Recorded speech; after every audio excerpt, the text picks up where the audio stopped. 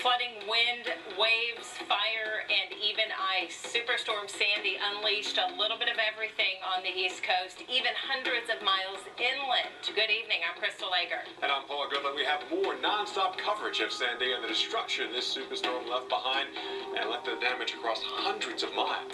Here's the very latest now. We have a flash flood warning in effect in the cities of Bristol and Plymouth. That's in Massachusetts. Amtrak service is still shut down in the New York City area. And crews are making repairs on tracks and tunnels damaged in the storm. And Amtrak says modified train service will resume tomorrow from Newark and points southward. They can't go north because there is water covering and actually inundating a lot of the train tunnels that go into Manhattan.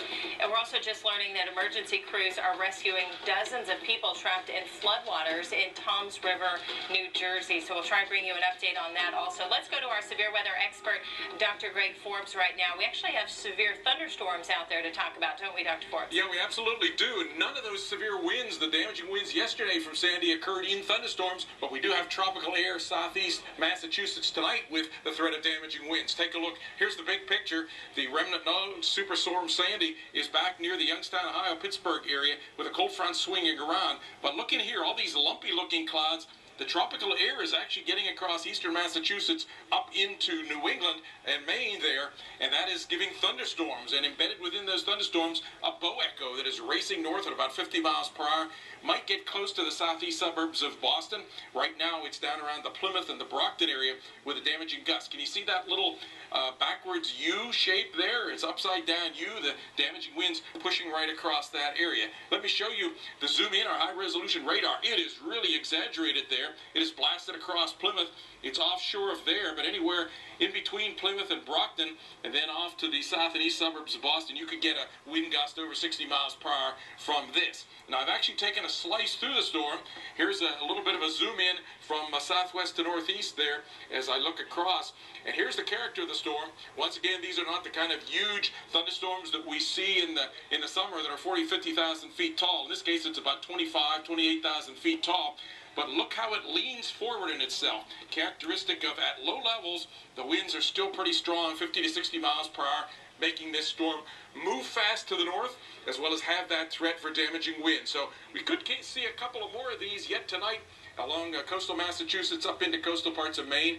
But that probably then is going to be the end of the severe thunderstorm threat from Sandy. Crystal, Paul? All right, thanks. That's our severe weather expert, Dr. Greg Forbes. Right now, we want to bring in Jim Cantore. He's in Battery Park City. And Jim, there are so many impacts to the New York City area, including that eerie power outage, the power outage we're still experiencing. I heard someone from Con Ed say it's the worst in history for Con Ed. Yeah, when you hear MTA and Con Ed both talk about the worst situations that they've ever experienced, you know you've got a disaster on your hands. And I'll tell you, Crystal, last night, about 24 hours ago, I mean, just to go back 24 hours, you can see some of the lights behind me. That's Jersey City. But it was like they were doing a fireworks display over there. I mean, there was, you know, transformers just popping everywhere.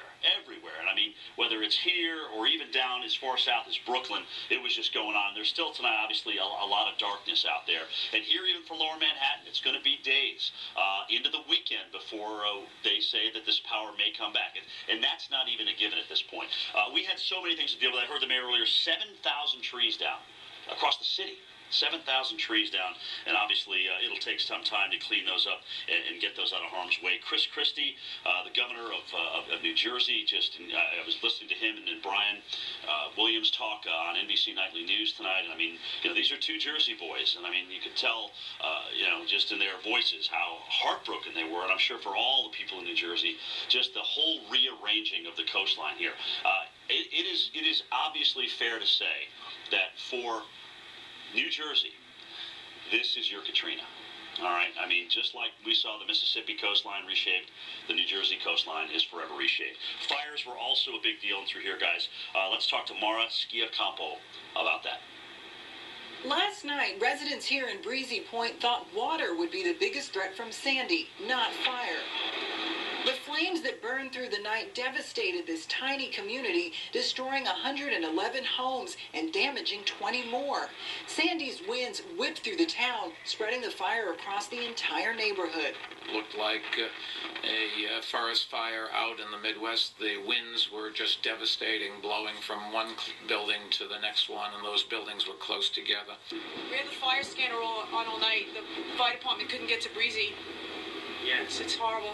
Remarkably, the fire department says there were only 3 minor injuries, but it took more than 200 firefighters to control the fire, and pockets are still smoldering throughout the area. Devastation. And our house is, in somewhat good condition. Look behind you. Well, now 118 of our neighbors' houses have gone. This is an area all too familiar with tragedy. The Bell Harbor fire was on the very same block hit by a plane crash in 2001. And Breezy Point, which has just 5,000 residents, lost 32 in the September 11th attacks. Today, they suffered yet another loss. Everyone here is very close, and it's a shame. It's so sad. Breezy Point will have to rebuild, but not alone. And many, of course, facing that same situation. Tomorrow, again, schools are closed here, public schools in New York City. That's 1 million kids, by the way, just to kind of put some perspective into that. And it looks like, on a positive note, buses will start getting up and running again on a limited basis.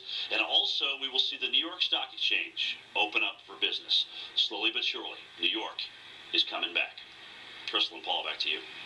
They always do. All right, Jim Cantore, thank you. And Halloween that so many will not forget, especially those kids with the day off. We're talking back-to-back across this region. We had Snowtober last year. Now we had Superstorm Sandy this year. Hopefully nothing coming